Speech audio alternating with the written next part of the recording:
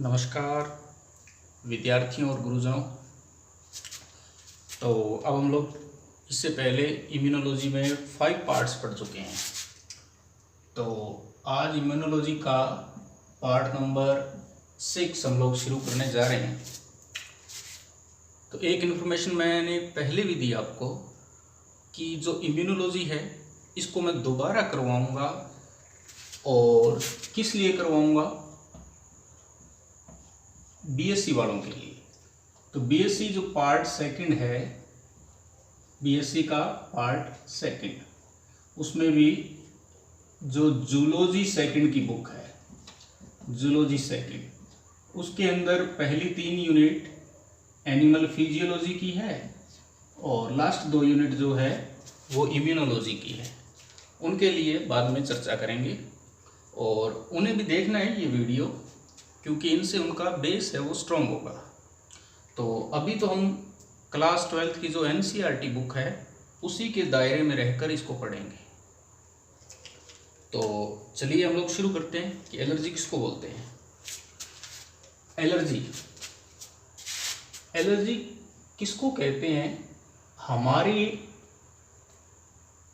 जो बॉडी है, इस तरफ लिखता हूं मैं कि एलर्जी किसको बोलते हैं। हमारी जो बॉडी है, हमारी बॉडी कुछ इन्वायरमेंटल, पर्यावरणीय कारक, इन्वायरमेंटल फैक्टर्स,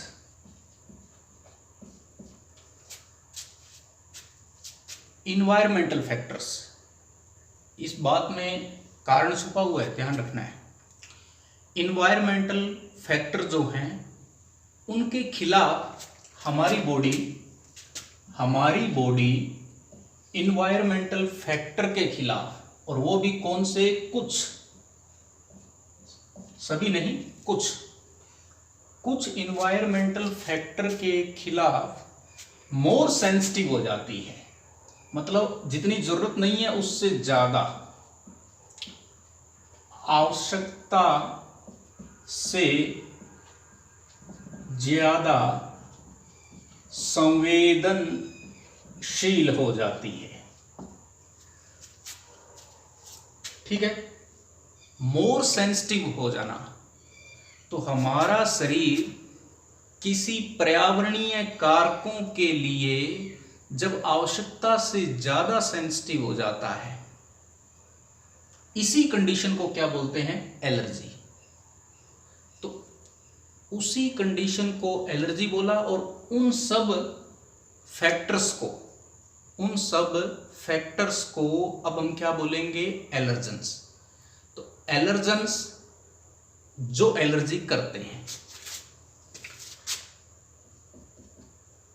ऐसे फैक्टर्स जो एलर्जी प्रोड्यूस करते हैं, यानी जो एलर्जी करते हैं, वे कारक जो एलर्जी करते हैं वो एलर्जन कहलाते हैं। अब यहां आप एक बात कहोगे कि सर वो फैक्टर बॉडी के अंदर गए, बॉडी उनके लिए, हमारा जो इम्यून सिस्टम है वो सेंसिटिव हो गया, एंटीबॉडी बनाने शुरू कर दिए, तो आप उसको एंटीजन भी तो कह सकते थे। ये एक रहस्यमयी बात है, इसको ध्यान देना है। कुछ बुक्स में हो सकता है ऐसा लिखा हुआ भी हो कि कुछ एंटीजनों के खिलाफ हमारा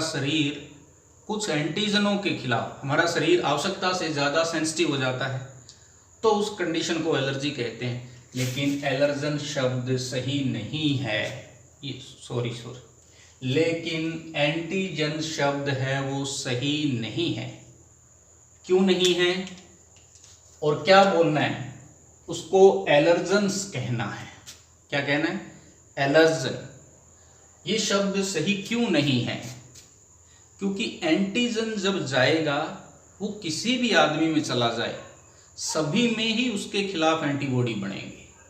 लेकिन एलर्जेंस जब जाता है तो सभी में नहीं बनते हैं उनके खिलाफ एंटीबॉडी, या यूं कहूं कि सभी में उनके खिलाफ जो है वो सेंसिटिविटी नहीं होती है।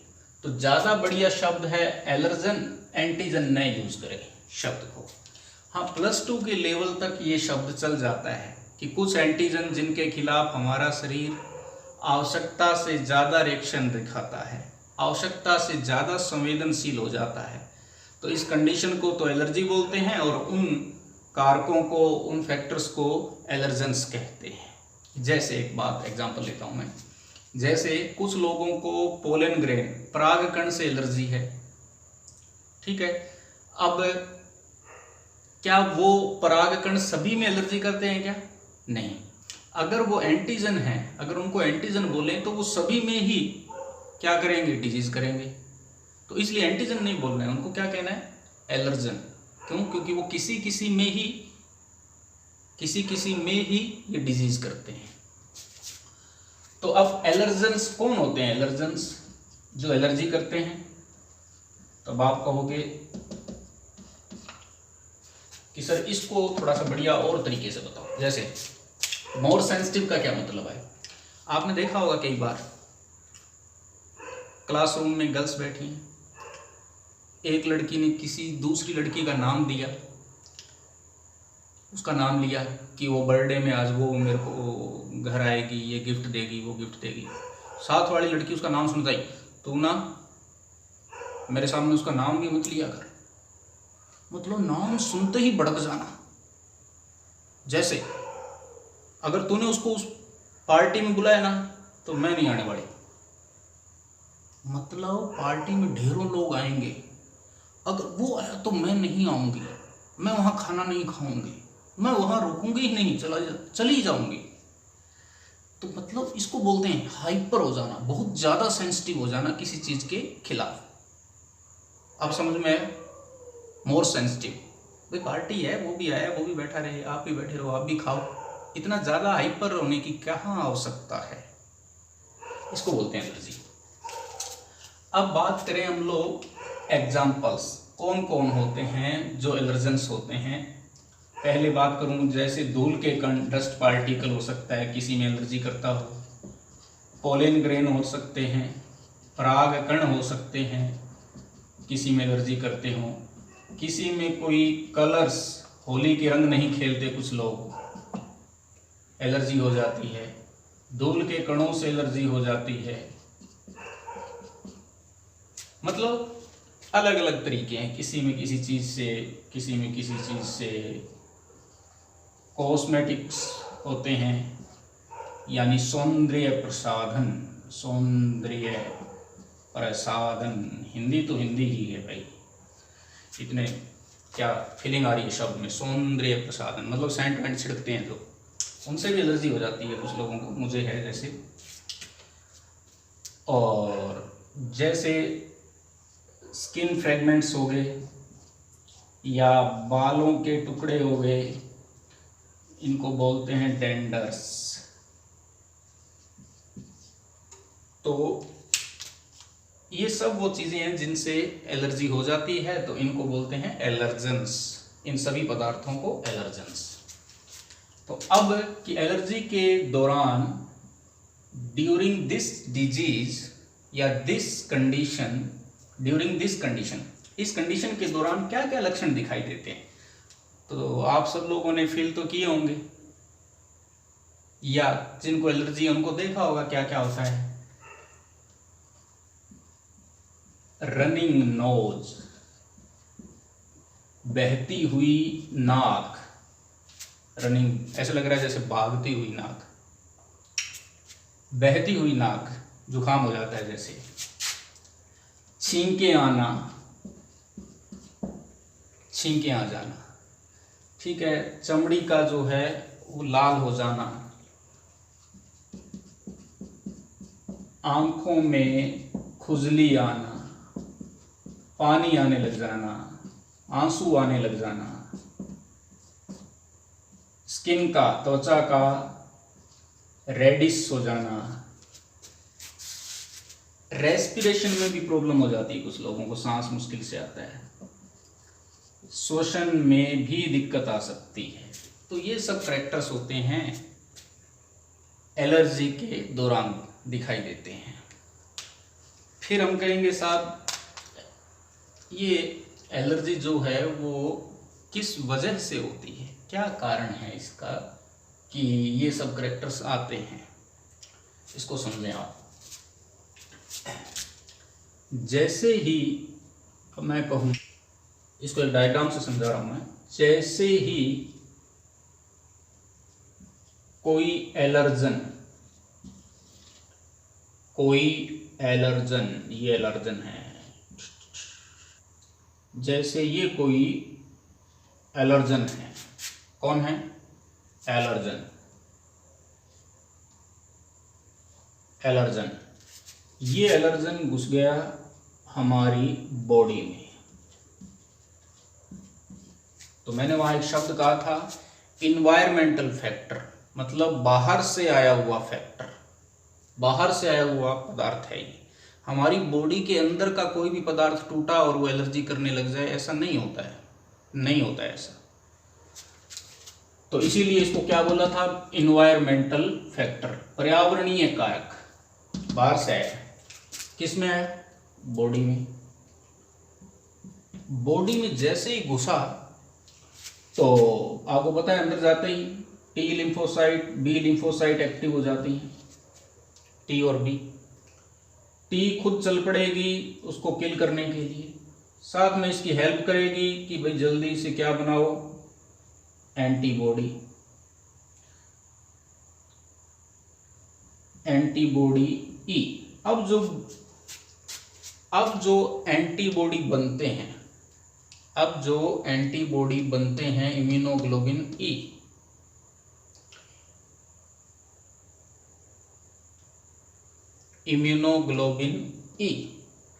अब ये जो एंटीबॉडी बनते हैं, ये ई फॉर एलर्जी के लिए, ये एंटीबॉडी जो है ये उसको डिस्ट्रॉय करने जाएंगे एलर्जेंस को, साथ में टी लिम्फोसाइट भी जाएगी। इसी दौरान क्या एक खेल और होता है,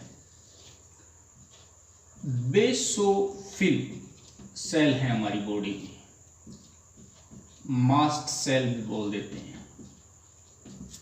हमारी बॉडी में बेसोफिल कोशिकाएं हैं, मास्ट कोशिकाएं हैं। ये जो एंटीबॉडी होते हैं, ये एंटीबॉडी आकर, मैं इसको अलग मार्कर से दिखाऊंगा इधर, ये एंटीबॉडी ई आकर और पकड़ के ले आते हैं किसको? इस भाई साहब को। ये पकड़ रखा है, ये वाले नहीं है ये। तो एलर्जन को पकड़ रखा है किसने? एंटीबॉडी ने। एंटीबॉडी भी कौन सा? एंटीबॉडी ई। और वो एंटीबॉडी आकर चिपक जाता है किसके साथ? बेसोफिल सेल के साथ। बेसोफिल सेल के साथ जब चिपक जाता है तो बेसोफिल सेल से कुछ पदार्थ निकलते हैं। उन पदार्थों का नाम है हिस्टामिन, सिरोटोनिन, हिस्टामिन और सिरोटोनिन। ये क्या करते हैं? इन दोनों को बेसोफिल कोशिकाओं ने बनाया। क्या करेंगे ये दोनों जाते हैं रुधिर वाहिनियों के पास, ये ब्लड कैपिलरीज है। यहां जाकर ये जो इनकी सेल्स हैं अंदर की, इनको सिकुड़ देंगे, कॉन्ट्रैक्ट कर देंगे। तो कॉन्ट्रैक्ट कर देंगे तो यहाँ बीच में कॉन्ट्रैक्ट भी करेंगे, साथ में डैमेज भी करेंगे। मान लो ये खत्म कर दिया, ये सेल खत्म ही हो गया, पूरा ही गया। तो ये हमारी रुधिर वाहिनी थी, इसमें ब्लड जा रहा था, ये ब्लड जा रहा है, रुधिर वाहिनी में ब्लड जा रहा है। इन दोनों केमिकल के आ जाने से एक तो ये सेल्स कॉन्ट्रैक्ट हो गए, बीच में गैप हो गया, कुछ सेल्स डैमेज हो गए, तो ये जो ब्लड सेल्स हैं ये निकलकर बाहर आने लग जाते हैं। WBC जो हैं वो निकल कर बाहर आ जाते हैं। तो इस कंडीशन को बोलते हैं हिंदी में प्रदाशोथ हो जाना, मतलब इन दोनों केमिकल की वजह से प्रदाशोथ हो जाता है। इंग्लिश में कहते हैं इन्फ्लामेशन,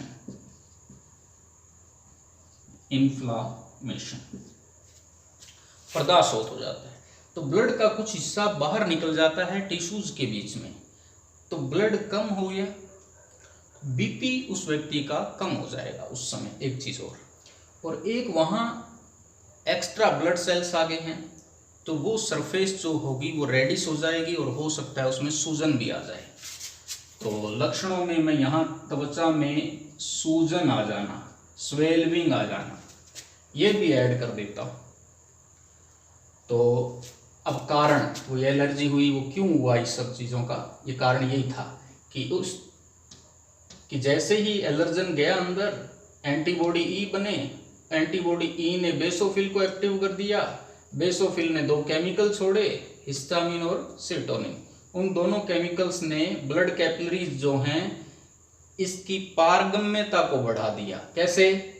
एक तो सेल को कॉन्ट्रैक्ट करके और कुछ सेल्स को डैमेज करके परमिएबिलिटी बढ़ गई, तो पारगम्यता बढ़ गई, तो लिक्विड ब्लड जो है वो बाहर आ गया, उसकी वजह से वहाँ रेड रेड हो जाएगा और थोड़ी सूजन भी आ जाएगी।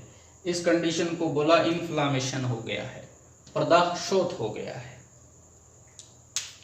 और फिर अब बात करें आगे जांच।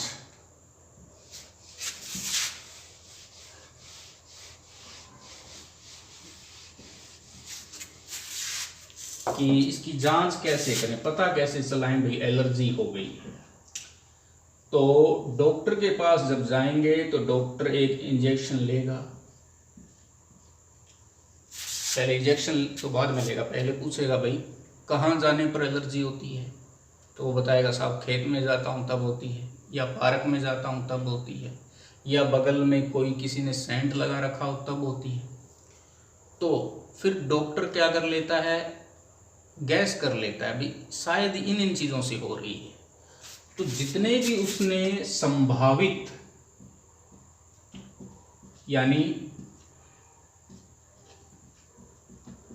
पॉसिबल जितने भी उस डॉक्टर को लगे, वो एंटीजन एक एक करके इंजेक्शन में लेता जाता है और ये उस एलर्जी वाले को इंजेक्शन लगा दिया जाता है। ये अंदर गए एलर्जन और फिर उसको देखते हैं भी इस एलर्जन से उसमें रिएक्शन हो रही है क्या, कोई इफेक्ट पड़ रहा है क्या। जिस एलर्जन से एक एक करके पहले एक डाला, फिर दूसरा डाला, फिर तीसरा, जितने भी पॉसिबिलिटी है एलर्जन्स की वो एक एक करके डाले। जिस एलर्जन से प्रभाव दिखा एलर्जी का उसको नोट कर लिया जाता है कि हाँ इसको तो धूल के कण से हो रही है। ऐसे एलर्जी की जांच होती है। फिर हम पढ़ेंगे साहब कि इसके क्या बचाव और उपचार हो सकते हैं, प्रिकॉशन और ट्रीटमेंट बोलते हैं इसको। पहली चीज बचाव ही उपचार है, बहुत जगह पढ़ा होगा ये आपने शब्द, बचाव ही उपचार है। जिस चीज से एलर्जी है आप वहां न जाएं, ना जाएं। चलो कोई ऐसी जगह होता है जाना भी पड़ता है, तो क्या करें डॉक्टर साहब, तो फिर डॉक्टर के पास जाओ और 3 केमिकल हैं, 3 दवाइयां हैं। एक हिस्टामिन को रोकने के लिए एंटी हिस्टामिन दिया जाता है, हिस्टामिन सेरोटोनिन याद है ना, और एक एड्रिनलिन दिया जाता है, हिस्टामिन दिया जाता है, एड्रिनलिन दिया जाता है और स्टीरॉइड्स दिए जाते हैं। तो ये 3 केमिकल है एलर्जी के दौरान दिए जाते हैं। कौन क्या करता है ये अपने बीएससी में पढ़ेंगे ज़्यादा डिटेल में। और एक चीज रह गई कि जो फेफड़ों की एलर्जी होती है, लंग्स की एलर्जी है, फेफड़ों की एलर्जी जो है इसको क्या बोलते हैं, अस्थमा, इसी को फेफड़ों वाली एलर्जी को बोलते हैं अस्थमा। और एनसीईआरटी में क्लियर लाइन लिखी है, क्लियर, महानगरों के बच्चे जो होते हैं वो नॉर्मली इस एलर्जी से पीड़ित होते हैं, मेट्रो सिटी, बड़े सिटीज जो हैं। क्यों? क्योंकि उनका जो बचपन है वो बहुत ही सुख सुविधाओं में बीता होता है, राजकुमार हो जैसे, धूल न लग जाए, बच्चे खेलना नहीं है बाहर मिट्टी में, बैक्टीरिया लग जाएंगे, डिजीज हो जाएगी, बड़ा ही आराम से रखती हैं माताएं उनको।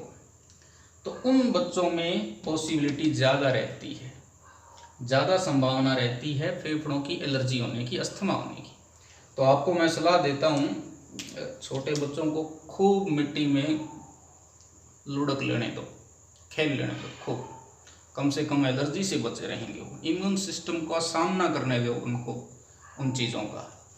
और वैसे तो मोस्टली 50% है वो एलर्जी जेनेटिक होती है, माता पिता दोनों को है तो 50% चांस है बच्चे में एलर्जी होने के। Okay, thank you.